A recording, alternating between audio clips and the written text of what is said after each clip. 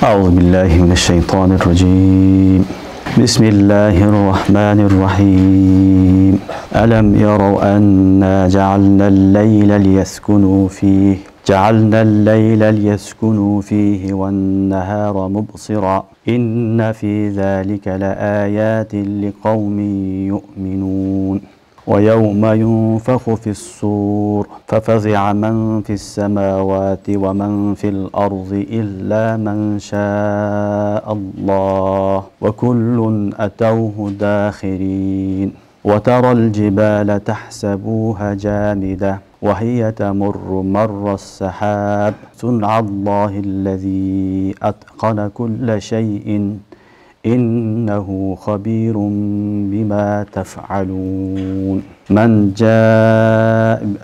جاء بالحسنة فله خير منها وهم من فزع يومئذ آمنون ومن جاء بالسيئة فكبت وجوههم في النار هل تجزون إلا ما كنتم تعملون إنما أمرت أن أعبد رب هذه البلدة الذي حرمها وله كل شيء وأمرت أن أكون من المسلمين وأن أتلو القرآن فمن اهتدى فإنما يهتدي لنفسه ومن ضل فقل إنما أنا من المنذرين وقل الحمد لله سيريكم آياته فتعرفونها وما ربك بغافل عما تعملون آمنت بالله صدق الله العظيم.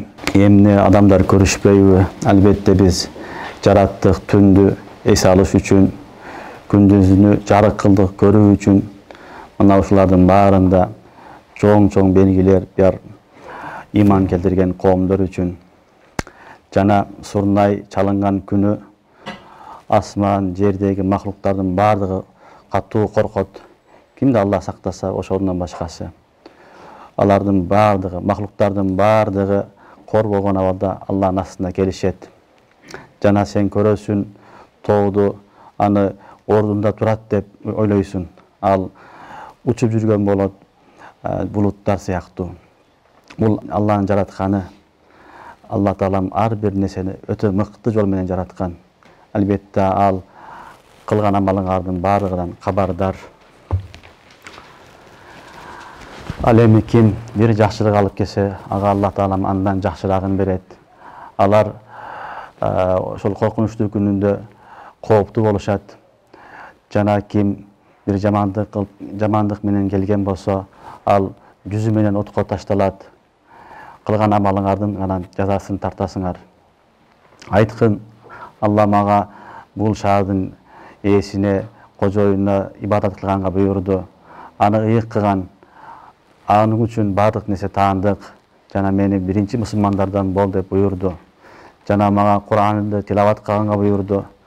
Эми ким эргешип хидаят тапса, анын пайдасы анын үчүн. Ал эми ким адашса, айткын, мен болгону эскертүүчүмүн. Жана айткын, бардык мактоолор Аллага таандык. Алла Таалам силерге бардык аяттарын көрсөттү. Аны силер таанып билесиңер. Раббиңер силер кылган амалыңардан кайдыгер, гафил эмес.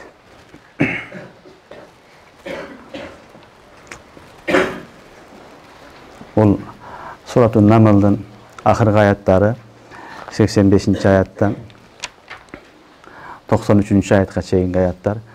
Мына ушул бүгүнкү аяттар менен иншалла Суратун Намл аягына чыгат. Алла Таалам кабыл кылган болсун. Алла Таалам туура окуганга, туура түшүндүргөнгө, туура тафсирлегенге мүмкүнчүлүк, товфик берсин. Биз өткөнгү сабакта Аллах субханаху ва таала кыяматтын белгилерин айтып, ошо менен сабак токтогон. Kıyamattın çoğun belgilerinin birisi hurucu dabba. Жердин астынан çoğun bir mahluk çıgat. Oşol çıgıp adamlar menен süйлөшөt. Bul eng ahırkı uçurlar bolot degenbiz. 3 neşeni hadiste Peygamber sallallahu aleyhi ve sellem aytkan. Hurucu dabba, dajjal, жана күн машрыктан, магрибтен чыккан убакыттарда эми ким тооба кылса, иман келтирсе, иманы кабыл болбойт деген. Ошол белгилерди айтып атканбыз. Бүгүнкү сабакта дагы Аллах субхана ва таала ошону уландысы кыяматтын акыбалын баяндап атат. Кыяматтын качан болот? Алла Таала өзү билет. Бирок кыяматтын белгилерини Аллах субхана ва таала Кур'ан-ы Керимде, Пайгамбарыбыз саллаллаху алейхи ва саллям мубарак хадистеринде баяндаган. Бул жерде дагы бүгүнкү окуйдуган сабагыбызда эки нерсени Алла Таалам кыяматтын эки белгисини айтып атат. Сурнай менен Алла Таалам сурнай тафсир менен баяндайт экен. Сурнай чалынган учурлары болот, ал учурларда дагы кыяматтын акыркы учурлары болот. Ошо менен Аллах субхана ва таала эмне кылат? Кыяматты баштайт. Ошолдон кийинки акыбалдар кандай болот? Бүгүнкү сабакта Алла Таалам баяндайт. Биринчи аятыбыз: «Алам яро анна жаална лейла лияскуну фихи ван-нахара мубсира».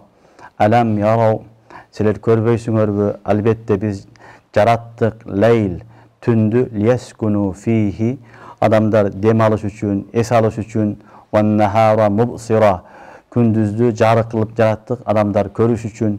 Инна фи залика лааятин ликауми юминун. Албетте ушулардын баарында чоң белгилер бар. Ликауми юминун, иман келтирүүчү адамдарга дейт. Негизинен Алланын вужудуга, кудуретиге эч бир баягы шек жок. Алла Таалам көптөгөн нерселер менен кудуретин баяндайт. Өзгөчө күн менен түндү Аллах субхана ва таала бул жерде баяндап атат. Күн менен түн, күнүн биз менен чогуу жашайбыз. Биз ошол күн менен түндүн баласыбыз. Эртең менен таң атат, кеч кирет, түн болот, кайра таң атат. Ушинтип элдин бардыгы, эл эмес, жаныбарлардын бүт бардыгы ушинтип жашайт. Аллах субхана ва таала ушул күн менен түндү айтып атат. Ушул силер үчүн чоң белги. Ушул күндү, түндү жараткан зат эртең силер өлгөндөн кийин дагы кайрадан силер тирилткенге толук кудуреттүү дейт. Себеби түн дагы өлүмдүн бир түрү. Түн киргенден кийин элдин бардыгы, эл эмес, жаныбарлардын бүт бардыгы эс алат, дем алат. Уктаганды Пайгамбарыбыз саллаллаху алейхи ва саллям ан-наум ахул маут деген. Уйку өлүмдүн бир тууганы деген. Куранда дагы Алла Таалам айтат, Алла Таалам эки өлүм берет, бирөөсүн кайтарып берет, бирөөсү менен кайра тирилип жашайсыңар, бирөөсү келгенде тирилбейсиңер деген аяттар да бар. Ошон үчүн мына ушул күнүнө күн чыгат, кайра батат, караңгы болот, жарык болот. Ушулардын бардыгында чоң белги бар мусулмандар үчүн дейт. Ушул күндү берген зат силерди кайрадан өлгөндөн кийин кайра тирилткенге толук кудуреттүү, анын кудуретинде эч бир шек жок деген аятта Аллах субхана ва таала баяндап атат. Негизги максат ушул. Алам яро анна жаална лейла лияскуну фих. Демек, күн менен түн биз үчүн чоң сабак. Адамдардын бардыгы ушул негизинде жашайт. Булардын бардыгы Алланын кудурети менен. Эч ким буну өзгөртө албайт, балдар. Адам баласы күндү, түндү өзгөртө албайт. Буну Аллах субхана ва таала өзү жараткан. Дүйнөнүн бардыгы биригип, бүгүн күн болбосун, түн болсун десе эч ким өзгөртө албайт. Же элдин бардыгы биригип алып, түн эле болсун, күн чыкпай эле койсун десе эч ким кыла албайт.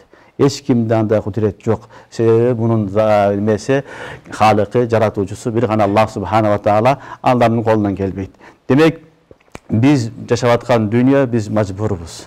Мажбурдагыбыз, кудурет да берген Алла Таалам, бир тарафтан биз мажбурбуз. Ошол дүйнөнүн ичинде жашай беребиз. Жашай беребиз. Аларга биздин эч бир тиешебиз жок. Адам баласы айтат, мен кыйынмын, мен мындай кыламын деп мактанып, өзүнү кыйын сезе берет. Бирок ошол кыйын адам ошол күн менен түндүн арасында жашайт, андан чыгып да кете албайт, качып да кете албайт, аны жаратканга дагы, алмаштырганга дагы кудурети жетпейт. Түшүнүңөрбү? Демек Аллах субхана ва таала айтат, биз силерге түндү, күндүздү бердик. Эмне үчүн? Ушулардын бардыгы да лааятин ликауми юминун, иман келтирген коомдорго чоң нелери бар, белгилер бар. Алланын вужуду бардыгына чоң белгилер бар деп атат. Биринчиси, экинчиси, Аллах субхана ва таала түндү неге жаратканын айтып атат. Жаална лейла лияскуну фих. Биз түндү силерге бердик, лияскуну фих. Сукун үчүн, рахат үчүн, эс алуу үчүн, дем алуу үчүн. Адам баласы күндүз иштейт, кечке чейин иштеп, эмгек кылып чарчайт. Чарчагандан кийин барып дем алат. Аллах субхана ва таала түндү биз үчүн, баарыбыз үчүн дем алганга берген. dem ala turgan nerse. İnsan erте menen kechke çeyin 12 saat işlep çarçagandan keyin çarçap uktayt, erte menen turgandan keyin kayra ele bayagıday bolup kalat. Tursan başın jayında Kudayga şükür, uykun kangan, den soğuğun jayında kayradan küç kuvat menen kayra ele oşol jumuşuna barasın, kayra ele oşul işinde kılasın. Uşul nerseni Allah subhanahu wa taala tüngө koygan. Demek tün negizgi nerse es alуу üçün, rahat üçün jaralgan nerse. Alemin nahar ve cealnen nahara mubsira. Alemi biz gündüzdü, jarıktı adamlar körüş üçün jarattık deydi. Mubsira körүү деген söz. Körүү üçün gündüzü çıgasın, jumuş kılgın kelet, iştegin kelet, oşol işke jarık boluş gerek. Tünü menen iştey albaysın. Tünü menen kebir uçurlarda birdekelerdi koyup işteşin mümkün, biroq tünü menen işteş mümkün emes köpünçe. İştin bari talada bolou, hökümetin işi bolou, jekeçe özüň işiň bolou, büt bardygy gündüzü bolat. Allah subhanahu wa taala gündüzünü adamlar göz menen görüp, jarıktan paydalanyp, oşol özünün zarylçylygyny iştep alsın dep Allah subhanahu wa taala gündüzü bizge bergen. Demek gündüzü gün amal üçün, işteş üçün berilgen, iştep çarçagandan keyin keçinde es ala turgan vakit, bu keçki vakit, bunu Allah subhanahu wa taala bizge uşundup jaratıp bergen. Mına uşul nimetlerin bayandap atat. Ve cealnel leyle liyeskunu fih. Biz tündü es alış üçün, adamlar rahatlanış üçün, dem alış üçün berdik. Ve nahara mubsira. Gündüzü olsa dem algan, körüp alıp, oşol tuğra amal kılganga, iştegenge Allah taala bergen bizde atat. Demek gün menen tün uşul bizge aytıp turat. Demek bu Allah'ın kudretinde. Bir daha bendenin kudretinde emes. Bir daha mamleket, kıyımın degen adamlar onu özgörtüp bere albaydı. Onu bir gana Allah subhanahu wa taala özü gana jaratkan. Uşul jaratkandan maksat bizge gündüz menen iştep, keçinde es alуу. Mına uşul жерден ulamalar aytat, azırkı doktorlar da şonu tasdik kılat. Negizgi es ala turgan vakit, uykunun vağı alдар tün bolat. Tünde 3-4 saat uksasan uşul jetet. Gündüzü menen 10 saat uksasan da jetpeydi. Sebebi Allah Teala bizi jaratkan gündüzü iştep tünü es alganga. Oşonun üçün hadislerde Peygamberimiz sallallahu aleyhi ve sellem işadan keyin süyle böyle degen. Nahan Nebi sallallahu aleyhi ve sellem anis samar ba'dal işa. Samar degeni bayağı sözleşip oturganda aytılat. Bağırlaşıp oturganda aytılat. Resulullah sallallahu aleyhi ve sellem işa namazını okuduңarбы? Kuptan namazı okugandan keyin jat kıla. Emi paydasız sözlerмен hareket alik bolbogula degen. Peygamberimizin doğru da sahabaların doğru, salaf-ı salihinlerin büt bardığın doğru tertibi geçinde kuftandan keyin uktagan. Kuftandan keyin uktap, erte menen turup, tahajjud, bagımdat okup, anın işini kılgan. Oşondo bereke bolat. Allah subhanahu wa taala uykuңdu da apşyrat, ibadatda kılasın, turup alıp iş kılsan, işine daha bereke bolat. Sebebi negizgi bereke kündün, erte menen uçurda bolat. Allah subhanahu wa taala berekeni koygon bu ümmetke erte menen işrakka çeyinki vakıtta. Fajrdan keyin işrakka çeyin, gün çıkkanga çeyin vakıtta Allah subhanahu wa taala bereke kılgan. Oşol vakıtta kança iş kılsan, gündüzü boyu kılgan işten köp işti kılışın mümkün. Oşonun üçün Allah subhanahu wa taala tündü bizge uykuga bergen. Tünü uktagan adam en jakşı adam bolat. Tünü uktasa bar jayında bolot, den soğluğa dagın, akıllıga dagın, özüne de payda bolat. Anan turup alıp ertesi kadimkidey ele çarçabaganday bolup işini atkarganga mümkünçülük tüzülöt. Oşonduktan Allah subhanahu wa taala Kur'an-ı Kerim'de da aytıp atat: "Ve cealnel leyle liyeskunu fih." Biz jarattık tündü, tünü siler sukun menen, rahat menen, tınç bolup es algany alış üçün deydi. Bul adamlar üçün emes balдар. Janavarlardan büt mahluktun bari uşunday bolat. Keç kirgende özü sukun bolat. Karаңgı kirdi tınç bolat. Bayağı bakırık, çakırık nerseler jok bolat. Bargan sayın, karаңgılaşkan sayın bari ne bolat? Dünyanın bardyğı tınçlık kaptaydı. Tınçlık kapta büt bardyğı maldardağı, janavarlardağı, hayvanatlardağı büt bardyğı özünün jayına kelip büt bardyğı esir atgan vakt bolat. Oşonun içinde adam da var. Adam da esalat. Demek Allah subhanahu wa taala mahluktun bardığına esir atgan vakti tüngü koygon. Mına uşunu aytıp atat: "Ve cealnel leyle liyeskunu fih." Biz tündü silerge jaratıp berdik. Oşo tünü siler es algıla deydi. Es algıla, dem algıla, anan erte menen turup alıp kayradan jumuşuңарды ulantasıңар deydi. "Ve nahara mubsira." Alemi gündüzü biselerge berdik. Görüş üçün, görüp, iştep, ticaret kılıp, emgektenip, oşol menen özüңөрдü bagasıңар, özüңөр карайсыңар. Ошон үчүн Алла Таала берген инна фи залика лааятин лиқауми юъминун. Ушулардын баарында мусулмандар үчүн чоң белгилер бар деп атат. Демек бул чоң белги, некен күн менен түн өзү чоң белги. Демек күн менен түндү жараткан зат Аллах субханала ва таала эртеге эле кыямат күнү кайрадан бизди өлгөндөн кийин тирилткенге толук кудуреттүү. Анда эч бир шек жок. Ва яума юнфаху фис-сур фафази'a man fis-samawati wa man fil-ard illa man sha'a Allah. Ва яума юнфаху фис-сур. Жана кыямат күнү сурнай чалган күнүндө фафази'a man fis-samawati wa man fil-ard. Өтө каттуу коркот, чочуйт дейт асмандагы, жердеги махлукаттардын бардыгы. Илля man sha'a Allah. Allah истисна Алла Таала бөлүп калгандан, бөлүп койгондон башкалардын бөлүп койгону гана андай болбойт. Андан башкасы баары коркот. Ва куллун атауху дахирин. Алардын бардыгы корккон абалда Аллахтын астына келет дейт. Бул кыяматтын дагы чоң белгилердин бир белгиси сурнайдын чалыгышы. Нуфиха фис-сур. Сур деген ошол сурнайда айтылат. Сурнай болот, өтө чоң, кээ бир рivayetтерде нурдан дейт, кээ бир rivayetтерде өтө чоң бук дейт, ошол сурнай болот дейт. Ошону Микаил алейхиссалам, Азраил, Исрафил алейхиссалам не кылат? Чалат. Ошо чалганда адамдардын бардыгы коркуп, жүрөгү түшүп өлүп калат дейт. Бул нафаха эки жолу болот. Сурнайдын чалышы хадистерде билинет, Курандан дагы эки жолу болот. Кээ бир rivayetтерде 3 жолу дегендер rivayetler келет. Бирок жумхур муфассириндердин, уламалардын кабылында нафаха эки жолу болот. Бир жолу чалганда, сурнай чалынганда жердин бетиндеги бүт баары өлөт. Илля man sha'a Allah. Аллах каалагандан башка бүт махлуктун бардыгы өлүп жок болот. Экинчи сурнай чалынат, бул кайра тирилтүү үчүн болот. Биринчиси фази'a саиqa болот, экинчиси хашырда болот, нашырда болот, бa'сада болот. Кайрадан тирилтүү үчүн Аллах Таала субхана ва таала эмне кылат? Кайрадан тирилтүү үчүн экинчи жолу сурнай чалынат. Мына ушул жерде Кур'ан-ы Керимде Аллах Таала кыяматтын белгилеринен бир белгисин айтып атат. Ва яума юнфаху фис-сур. Ошол кыямат күнү болгондо сурнай чалынат. Фафази'a man fis-samawati wa man fil-ard.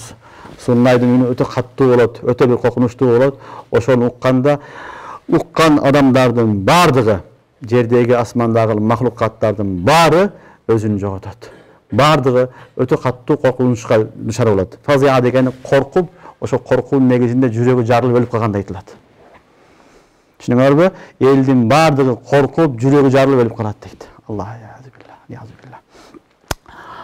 Бул яума юнфаху фис-сур беттеги кайсы сур десе, кайсынысы нафакатул улабы, нафакату сания. Биринчи сурнайбы, экинчи сурнай чалынышыбы десе, кээ бир муфассириндер бул биринчи сурнай дейт. Биринчи чалынганда учур дейт.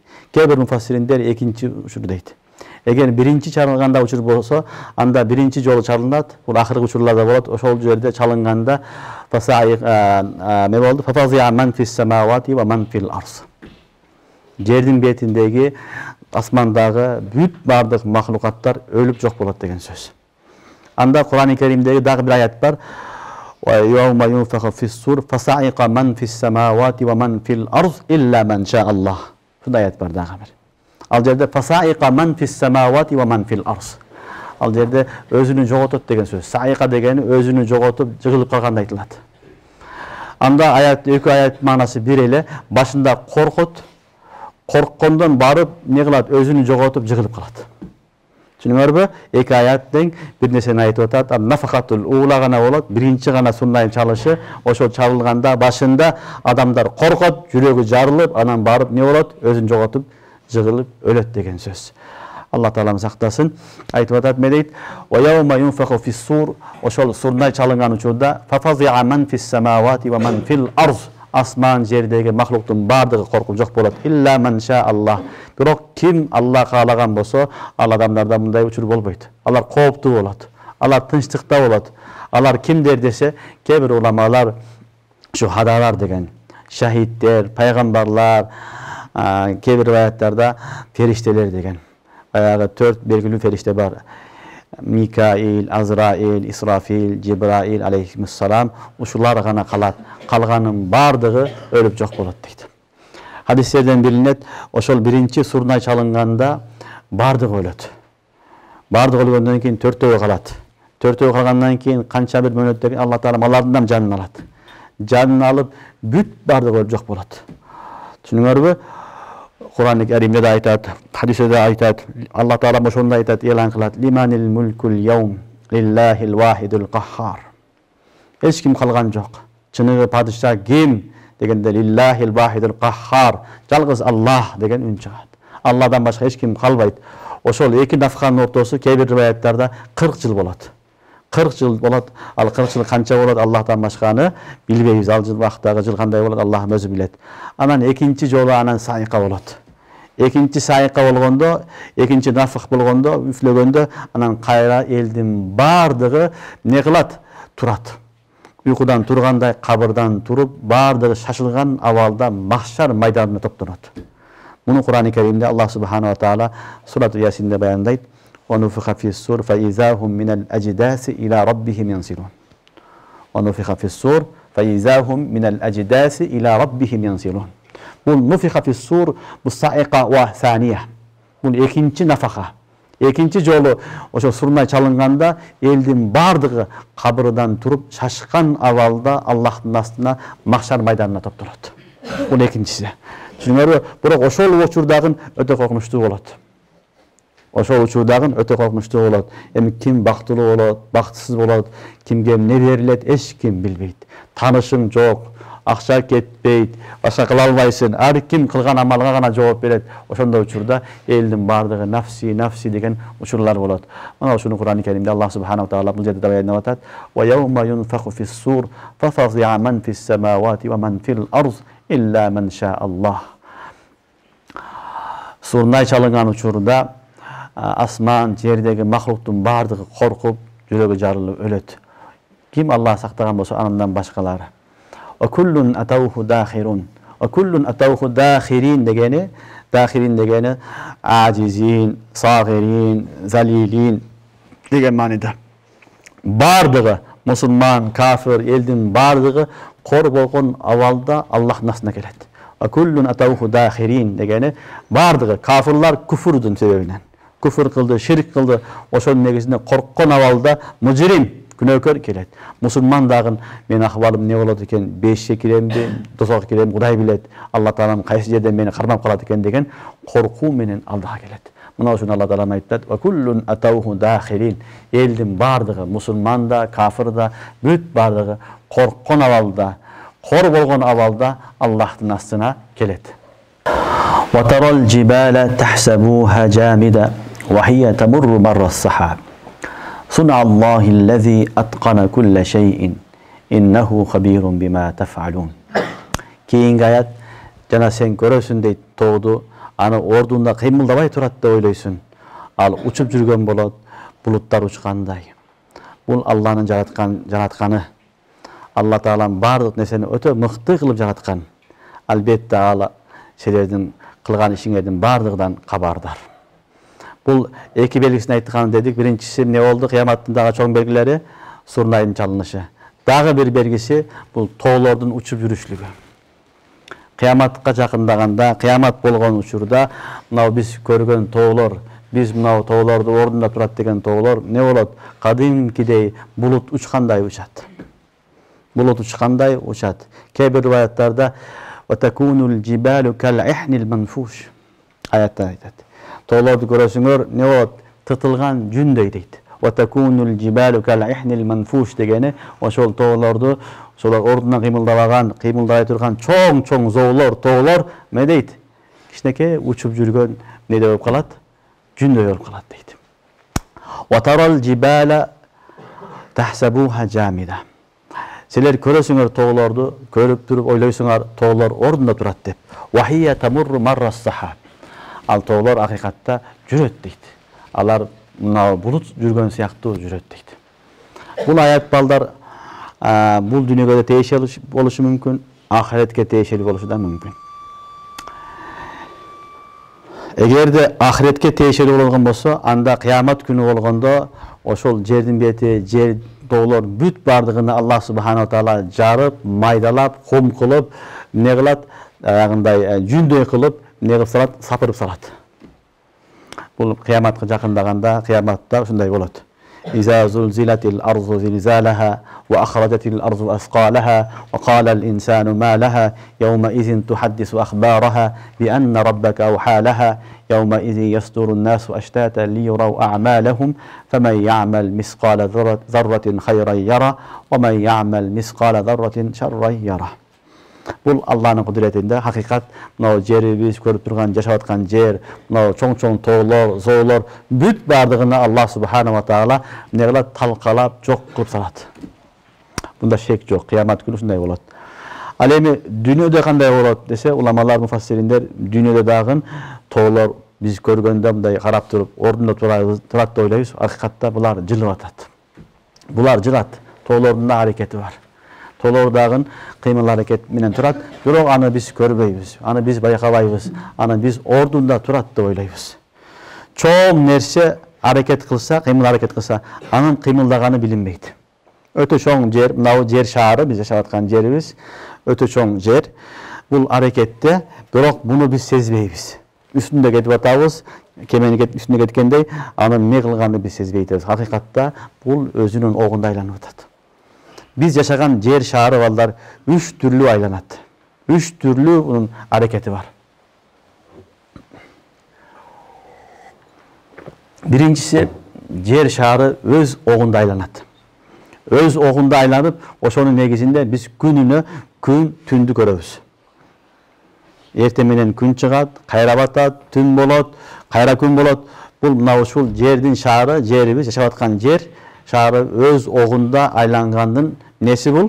Belgisi. Oşol öz oğunda aylanıp atat, oşonun sebebinin oşol arkulu Allah subhanahu wa ta'ala bizge ne kılat? Ertemenen gün çıgarat, keçinde batat, tün bolot, kayra gün çıgat. Uşul bardığı jerdin kıymıl hareketinin natijası. Jerdin öz oğunda aylanganın natijası. Allah subhanahu wa ta'ala uşuntip jerdi öz oğunda aylanıp atat, bu jeri öz oğunda aylanıp atat. Birincisi. İkinci jerdin aylanışı bul ballar kündün tegereginde aylanat. Öz oğunda, andan keyin negen? Kündün tegereginde aylanat. Kündün tegereginde aylanganın natijasında biz oşol 1 yıl, 12 ay, 4 mezgildi göröbüz. Oşol jer şaarı kündün aslında aylanat. Oşonun negizinde Allah subhanahu wa ta'ala bizge 12 ay beredi. Oşonun mınavu şamsiye deydi. Bilesizler sana şamsiye gün menen bolot, ay menen bolot. Bizin hicri esebimiz ne menen bolot? Aydın negizinde bolot. Al emi şamsiye mınavu hazırgı 2022 degenimiz bul şamsi kündün esebinde alıngan nerse. Bul oşol 1 yıl deyimiz, 1 yıl gün aylanat, kündün tegedeginde aylanganda jer 1 yıl bolot, mınavu şunda 12 ay bolot. Oşonun negizinde 4 aydan 4 mezgil bolot. Jaz, jay, kış, güz bul oşol jer biz yaşap atkan jer şaarынын kündün tegedeginde aylangan sebebinен bolot. Bирок biz аны сезбейбиz. Байкабайбыз. Bирок jer oşol öz oğunda aylanып атат. Бул канчанчысы болду? Экинчиси болду. Üçüncü жердин эмеси жер эмес. Жер биз көргөн ай, күн, дагы канча жылдыздар болсо, ошолордун бардыгы бир багытта баратат. Учуп баратат. Kayaka barat, kantip tügöйт Allah bilet. Okumuştular izildep, бүгүnkү күнгө чейин ayağına çıkan emez. Öte tezlik menen baratat, bul biz körgön meykindik, biz körgön dünya öte kenen ballar. Biz yaşap atkan gün, ay, yaşap atkan jeribиз öte kişide kebep kalat. Uşul jer, özün janındagı aylары, kündörü menen çoğu bir tarafka baratat, safar kılıp. Kayaka baratat Allah bilet. Bul üçüncü safarı. Üçüncü kıymıl hareketi jerdin. Bul dagın bolup atat. Bирок алардын бирин да биз сезбейбиз. Мына ушуну Аллах субханаху ва таала Кур'ан-ы Керимде айтат: "Ва тарал жибала тахсабуха жамида." Силер тоолорду көрүп, жерлерди көрүп, ойлойсуңар бул тоолор жамит деп, кыймыл аракет кылбай турат деп. "Ва хия тамурру маррас сахаб." Алар булуттар сыяктуу учат дейт, учуп турат дейт. Мисалы булутты карасаң, чоң булут келе аткан болот. Өзгөчө кара булут болсо алыстан көрүнөт. Ошол жерде тургандай көрүнөт. Бирок карасаң акырын келип не кылат? Üstüne gelip yine ötüp кетет. кыймыл аракети бар. Бирок мындай караганыңда ал жанында алыстан карасаң кыймыл аракети жоктой болуп көрүнөт. Кудду жер шары дагы, биздин тоолор дагы, биз жашап аткан жер дагы ошондой көрүнөт. Акыйкатта ал булут жылгандай, булут учкандай Аллах субханаху таала эмне кылып атат? Аны кыймыл аракетке салып койгон. Мына ушул аятта айтып атат: "Ва тарал жибала тахсабуха жамида". Силер тоолорду көрөсүңөр, аны жамид, кыймыл аракети жок, ордунда турат деп ойлойсуңар. Ва хия тамурру маррас сахаб. Алар булут жылгандай жылып атат. Сун Аллах. Бул Алланын жаратканы. Суна деген санааттан чыккан. Бирдекени жасаганы айтылат. Сун Аллах, буну Аллах жаратты. Аллази аткана кулла шей.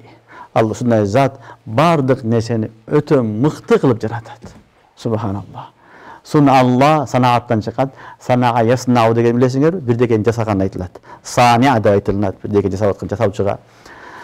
Бул араб тилинде балдар 3 нерсе бар. Feil, amal, sanaa.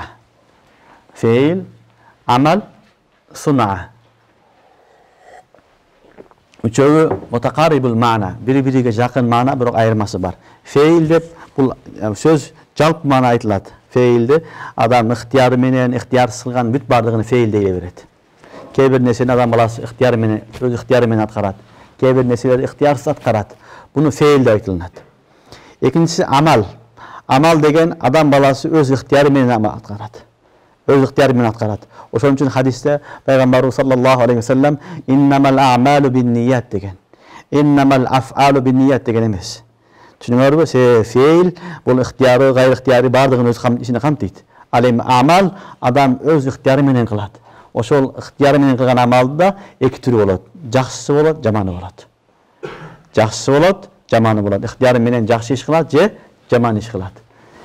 Үчүнчүсү санаат. Сунаат дегени бул ошол бир нерсени ixtiyarı менен кылат, бирок анда жаман болбойт. Ал ар дайым жакшылык болот. Ушул нерсе бир гана Аллах Таалага таандык.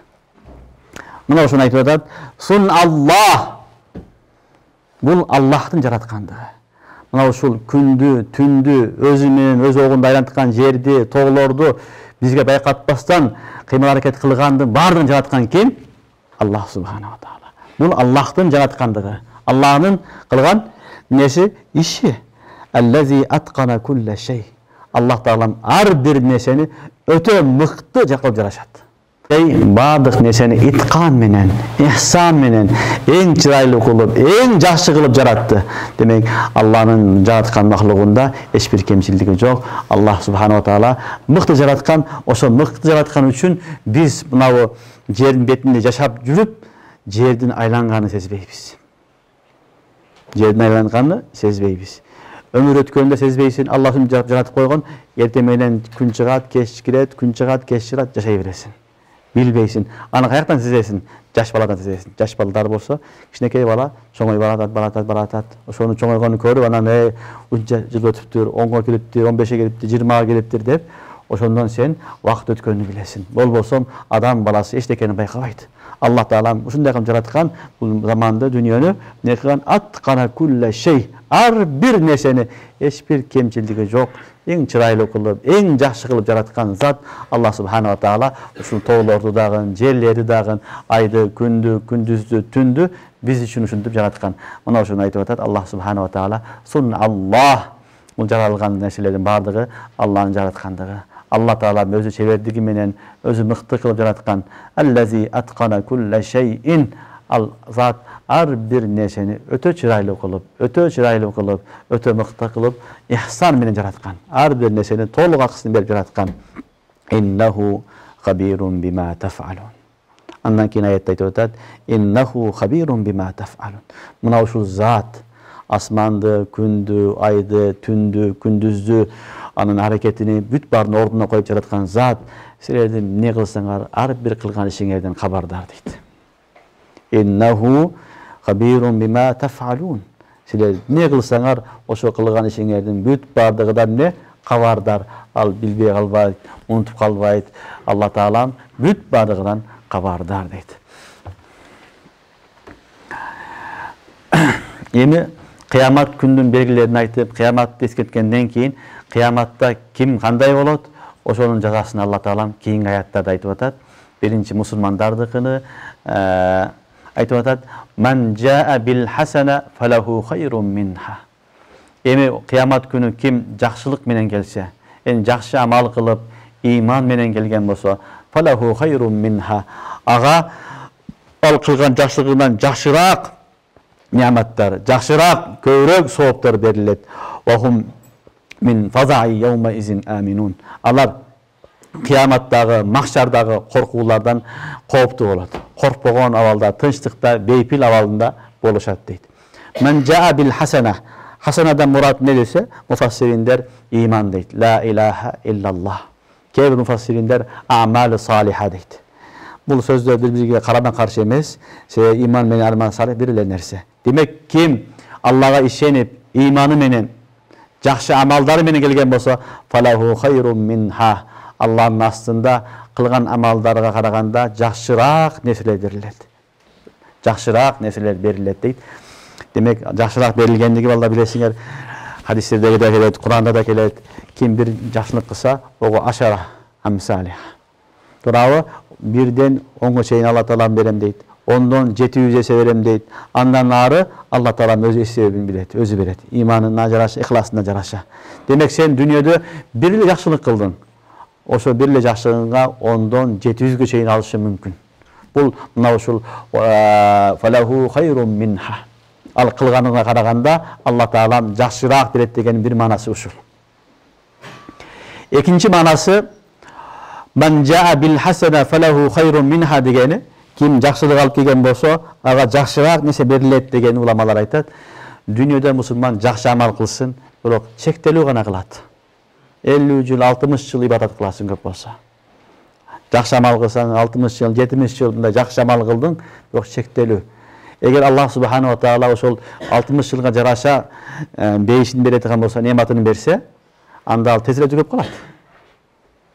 Sana жақсылығыңның жазасını бердім, сыйлығыңды алдың, бүттү, эми чык бейиштен десем не болот? Аллах субханаху ва таала кыска мөөнөткө кылган жақсылығыңды кабыл кылып, ага эсеби жок түбөлүктүү бейишини берет. Валаху хайрун минха. Түшүнүңөрбү? Экинчи тафсир ушул. Кыска мөөнөткө кыска амал кылды, Аллах субханаху ва таала фалаху хайрун минха. Ага эмне кылат экен? Түбөлүктүү бейишини, чексиз бейишини Аллах субханаху ва таала өзүнүн тарафынан берет. Бул экинчи тафсир. Фалаху хайрун минхан. Ва хум мин фазаи yawma izin aminun. Бул эми айтып атат, кыямат күнү мусулмандар, кафирлар корккондой коркпойт. Кафирда мусулмандар коркуу болот, бирок кафирлар корккондой коркпойт. Аларга караганда бир аз коркуу азыраак болот. Ал эми кээ бир инсандар болот, Аллахтын достору, пайгамбарлар, аулиялар, сахабалар, табииндер, алар анын абалында болушат. Ohum min faza'i yawma izin aminun.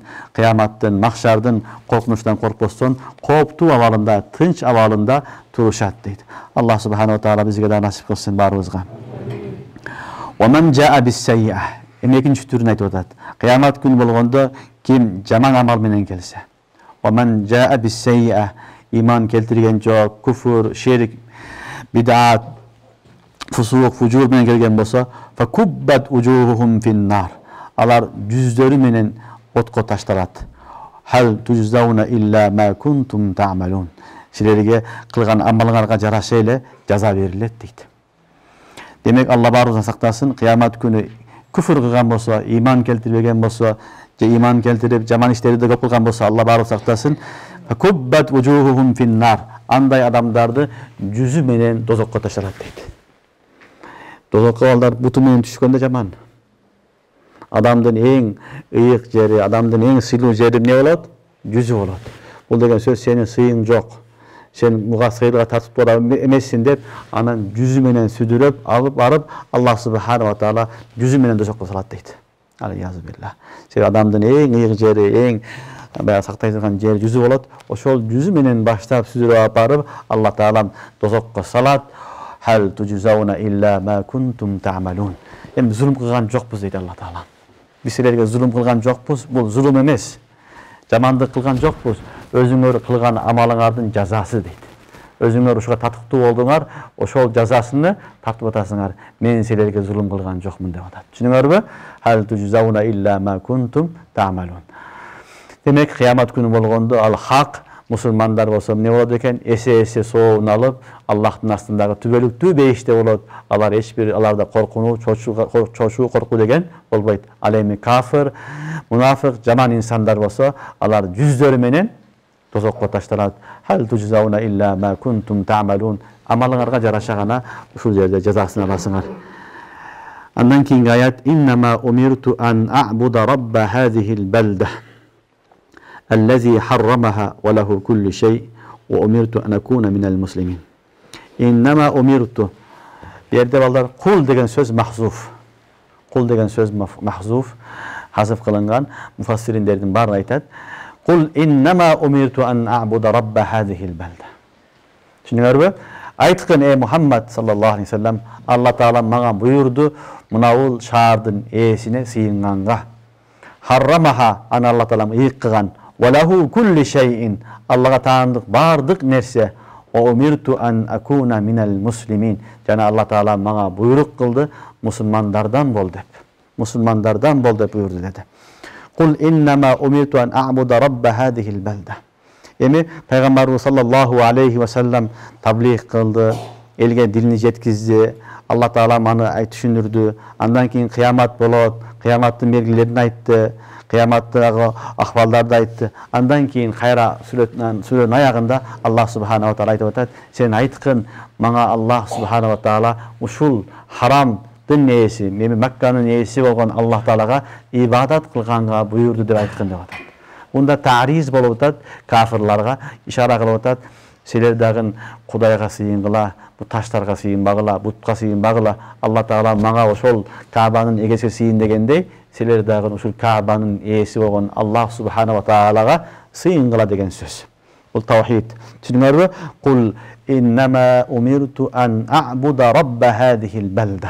Bu jerde Allah Teala Mekke'ni gana has kılıp aytıp atat. Özgöçe kılıp, birok Allah Teala'nın mülkü bardygy Allah'nıka. Keyingi ayatda aytıp atpayby? Ve lehu kullu şeyin dep. Birok özgöçe kılıp Mekke'ni aytkanyň sebebi lit-ta'zim we lit-taşrif. Düşünüňärmi? Lit-ta'zim we lit-taşrif. Oşonuň üçin Allah Teala aytyp atat, usul ıyık Mekke'nin Rabbisi bolgan Allah'a ibadat kılganga Allah Teala meni buyurdu. Allazi harramaha. Harrama degen söz ballar, bu Arap dilinde ihtiram degen söz. Kırgızça aytkanda ıyık degen söz. Düşünüňärmi? Iyık, uru, kadırluu, barktуу degen söz. Allah Teala kadır barktуу bolgon üýünün eesi bolgon Allah'a sıyınganga meni buyurdu. Sebebi haram degen al jerde ballar Haramayn Şerifeyn dep koýar, Mekketul Mukarrama, Medine Munawwara bu yerlerde başka işleri kılışlyk haram bolat. Bu yerde bir günah kılsaň al jerde 100.000 günah kılganday bolat. Al jerde köp nese haram, kiyim menen kire albaýsın. İhram menen kiresin. Dünyada bir ele jeri bar ihram menen kire durgan Mekketul Mukarrama. Al jerge barıp estege kıla albaýsın, birow kattyk süýlebeýsin. Al jerge barıp nemesin çöýünü julbaýsın. Al jerge barıp uga çıga albaýsın. Bulardın bardygyny Allah Taala ne kılgan? Haram kılgan. Wa men dakhalahu kana amina. Oşoň üçin Mekke'de jürgen mele bolat baýagylar, uga çıga atgan janawarlar bolat-ko. Kiyik bolsun, koyon bolsun, başka bolsun, büt bardyk amyn. Any sen uga çıgyp atalbaýsın. İnsan elemez, janawarlarga dagın Allah Taala tınçlyk berip koygan. Wa men dakhalahu kana amina. Kim kirse boldu, aga kol sala albaýsın. Ana aty paýdalan albaýsın. Düşünüňärmi? Oşoň üçin Allah subhanahu wa taala al jerde ıyık kılgan jer, al jerdin özünçe maselesi var, özünçe hökümleri var. Ana Kitabul Hajda, Kitabul Manasik'lerde okuýsaňar şeriatymyzda al jerde ıyık kılgan üçin anyň özünün hökümleri var. Harramaha ve lehu kullu şeyin. Barık nese Allah'a taandyk, biroq özgöçe kılıp Mekke'ni aytdy, ıyık jer bolgan üçin. Umirtu an akuna minel muslimin. Jana aytkyn sen Allah Taala meni buyurdu, musulmanlardan bol dep. An akuna minel muslimin degeni ballar bul tavazu. Tavazu. Beni dagın musulmanlardan biri bol degen söz. Olsun peygamberler en birinci insanlar. Safful avvalda birinci safta turgandar, birinci iman keltirgen peygamber sallallahu aleyhi ve sellem. Sebebi biz kanday peygamberimizga iman keltirsek, peygamber dagın özünün Allah'ın tarafından çыныğı peygamber ekendigine iman keltiret. Eşhedü en la ilahe illallah ve eşhedü enne Muhammeden Resulullah дегендей пайгамбарыбыз саллаллаху алейхи вассалам дагы өзүнүн пайгамбар экендигине күбөлүк өтөт. Ошон үчүн кээ бир аятта ана деген пайгамбарыбыз саллаллаху алейхи вассалам. Ва ашхаду анна Мухаммаду расулуллах дегенде ана мен ошол мен акыркы пайгамбармын деп Расулуллах саллаллаху алейхи вассалам тастык кылган. Демек биз пайгамбарга ишенгендей эле үммөтү пайгамбарлар дагы өзүнүн чыныгы Аллахтын элчиси экендигине ишенет, күбөлүк өтөт. Мына ушул жерде аятта айтып атат: "Ва умирту ан акуна минал муслимин." Алла Таала мага буйурду, мусулмандардан бол деп. Мында ишара болуп атат, тавазу болуп атат, тавазулукка чакырып атат. Мен эң жакшы мусулманмын дебеш керек. Мен мусулмандардын биримин деш керек. Ким жакшы, ким сыйлуу, кадырлуу болот, аны Аллах Таалам жешет. Инна акрамакум индаллахи аткакум дейт. Пайгамбарга ушундай айткандан кийин Алла Таалам, пайгамбар ушундай айткандан кийин биз кимбиз?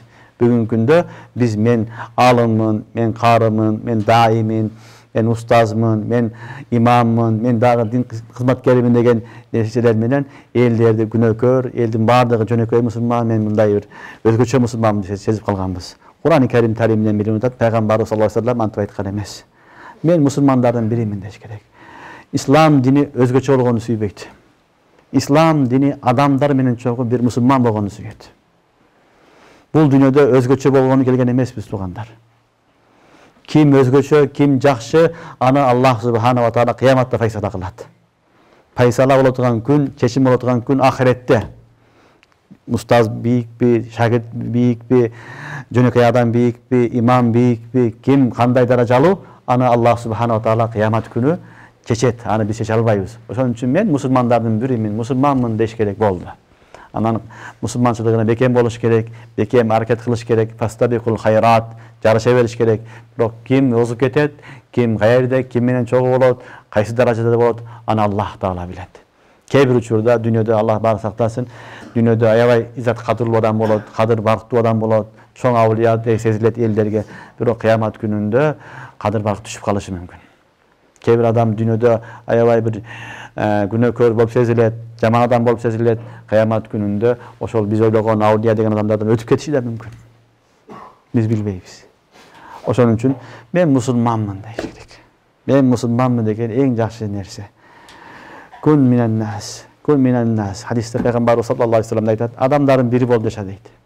Адамдардын бири болуп жаша, өзгөчө болуп кетпе, өтө эле өзүңдү башкача жылдыз кылып, өзүңдү башкача бир сезип алба. Адамдардын бири болуп жаша, Кудайдын кулу бол, Кудайдын мусулман кулу бол, сүйүктүү кулу бол. Мына ушул жерде Алла Таала айтат пайгамбарыбызга: "Ва умирту ан акуна минал муслимин." Пайгамбарыбыз айтып атат, Алла Таалам мени дагы буйурду, мусулмандар менен чогуу бол, мусулман болуп жаша деп буйурду дейт. Мындан бизге баарыбызга сабак болду. Мусулман болуп жашаш керек. Эл менен чогуу, мусулмандар жамаат менен чогуу, мусулмандардын бири болуп, өзгөчөлөнбөстөн жашаш керек. Мен аксөөкмүн, мен кыйынмын дебестен, элдин бири мусулманмын деп жашаш керек. Түшүнүңөрбү? Андан кийинки үчүнчү өкүмдү айтат, "Ва ан атлувал Кур'ан." Бул дагы умиртуга атыф. Иннама умирту ан атлувал Кур'ан. Түшүнүңөрбү? Алла Таала мага буйурду Кур'ан окуганга, Кур'ан тилават кылганга дейт. Атлувал Кур'андын маанасы балдар бир тафсири Кур'ан тилават кылуу. Кур'ан тилават кылуу дагы пайгамбарыбыздын мансабынан бир мансабы. Кур'ан-ы Каримде Аллах субхана ва таала айтат: "Лакад манналлаху алал муъминин из баъса фихим расулан мин анфусихим ятлу алейхим аятихи." Ятлу алейхим аятихи, Кур'анды тилават кылып окуп берүү дагы пайгамбардын иши, пайгамбарыбыз саллаллаху алейхи вассаламдын мансабы. Демек, пайгамбарыбызга Аллах субхана ва таала ан атлувал Кур'ан, Кур'ан окугун деп буйурду. Демек, Кур'анды өзүн окушулук дагы пайгамбарга болгон буйрук, пайгамбар аркылуу жалпы үммөткө не болду? Буйрук болду. Демек, Кур'ан-ы Карим ушундай ыйык китеп, түшүнсөң да, түшүнбөсөң да окуй бересиң. Түшүнсөң дагы, түшүнбөсөң да окуй бересиң, жаттай бересиң. Анын түшүнбөсө пайдасы жок деген сөздүн баардыгы туура эмес сөздөр. Түшүнүңөрбү? Кур'ан ушундай китеп, түшүнсөң нурун алан нур, түшүнбөсөң дагы нур. Түшүнсөң нурун алан нур, түшүнбөсөң дагы нур. Аллах субхана ва таала бир харфине 10 сооп берет. Туурабы? Айтпаймын дейт го, алиф лам мим харф деп, алифун харфун, ламун харфун, мимун харфун. Алиф лам мим дегендер 30 сооп аласың. Башка китепти баштан аяк окуп чык, өмүр бою оку, бир да сооп айткан эмес. Айткан эмес. Ошон үчүн Кур'ан-ы Каримди түшүнсөң дагы, түшүнбөсөң да окуй бересиң. Аллах субхана ва таала сообун не кылат? Өзү берет. Себеби бул Кур'ан-ы Керимди окуганга Аллах субханаху ва таала өзү пайгамбарыбызды буйрду. Пайгамбарыбыз аркылуу үммөттү буйруп атат. Ва ан атлуал Кур'ан. Ва умирту ан атлуал Кур'ан. Түшүнүңөрбү? Аллах таала мага буйрду дейт, Кур'ан-ы Керимди окуганга. Кур'ан-ы Керимди окугун дейт. Бул тилават өзүнүн маанасында, тилават кылуу маанасында.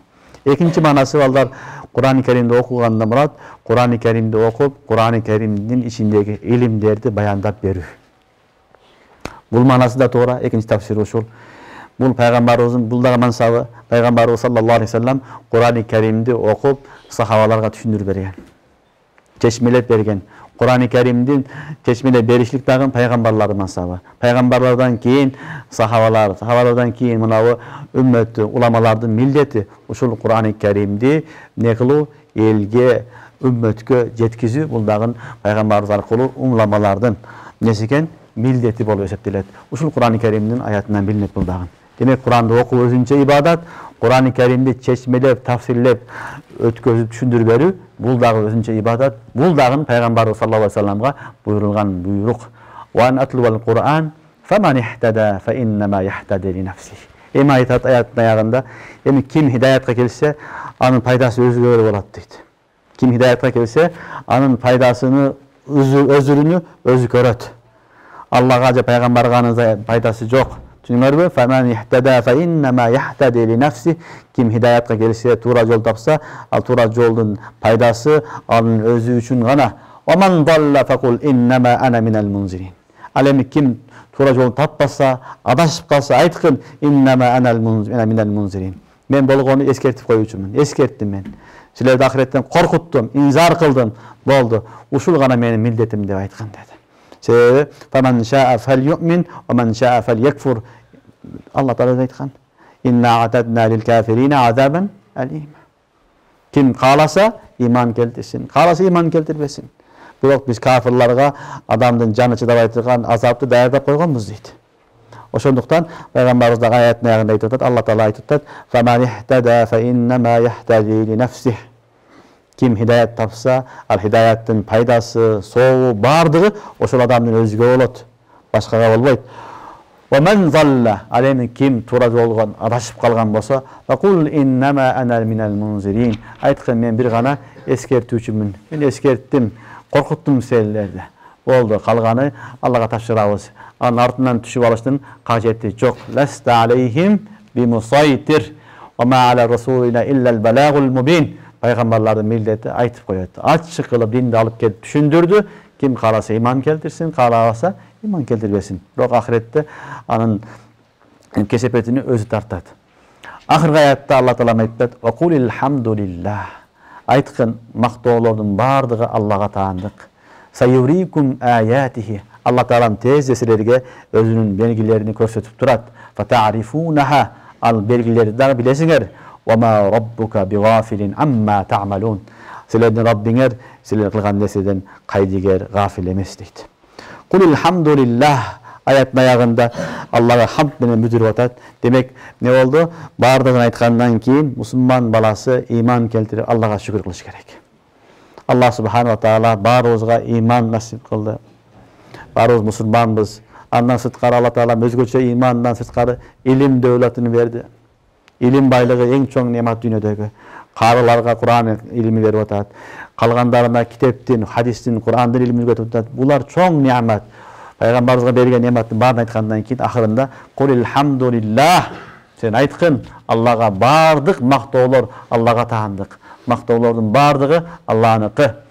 Сайюрикум аятихи. Алла таала өзүнүн белгилерин силерге көрсөтүп тура берет. Фатарифунаха. Билесиңер аны дейт. Мына күн чыгып атат, күн батып атат, бирөө төрөлүп атат, бирөө өлүп атат, бирөө кышайып калды, бирөө туруп атат. Бүт бардыгы ушул белги. Сенин колуңдан эчтеке келбейт. Сен ажиз пендесин деген белгилер. Ва ма раббука бигафилин амма та'малун. Сенин Раббиңер силер кылган нерселерден кайдыгер эмес. Адамдар ойлобосун, биз кылган нерсени эч ким билбейт, эч ким көргөн жок. Ушинтип барып өлүп жок болуп кетебиз. Тирилгенден кийин эч ким сурак сабак болбойт. Ушинтип кутулуп кетебиз деп ойлобогула. Ар бир нерсеңерден Алла таала не дейт? Кабардар дейт. Ва раббука бигафилин амма та'малун.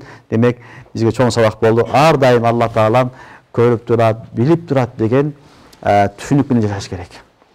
Ким Алла Таала мардай мени көрүп турат, билип турат деп жашаса, ал эч качан кайдыгер болбойт. Эч качан күнөө кылбайт. Ал күнүнө өсөт. Мусулман күн өсүп туруш керек. Күн өсүүдүн жолу ошол Алла Таала менин кылган кылыгымдын баарын билип турат, көрүп турат деген түшүнүк болсо, адам баласын ушул түшүнүк өстүрөт. Анан Аллах субханаху таала айтат: "Ва ма раббука бигафилин амма та'малун." Себебин Алла Таала кылган амалыңардан кайдыгер эмес, билбей калбайт, унутуп калбайт, көрбөй калбайт. Бүт бардыгын берет. Себеби дүйнөдө болуп аткан нерсе, матасыкото бин варака, бир дарак түшүптөн жабырак түшө, эмне болот? Бүт бардыгыны Аллах субханаху тааланын өкүмү менен болот, Аллах Таала өзү билет. Демек биз кайдыгер болбостон Аллага жакындашыбыз керек. Демек Аллага жакындоонун бир жолу бар эмне экен? Биринчи жолу Аллага шүгүр кылыш керек.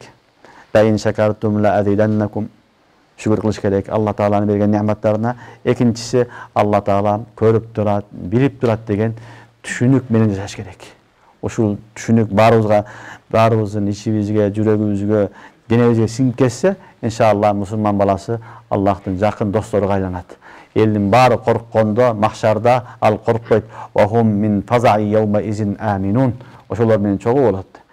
Subhanakallahumma ve bihamdik. Eşhedü en la ilahe illa ente estağfiruke ve etûbü ileyk.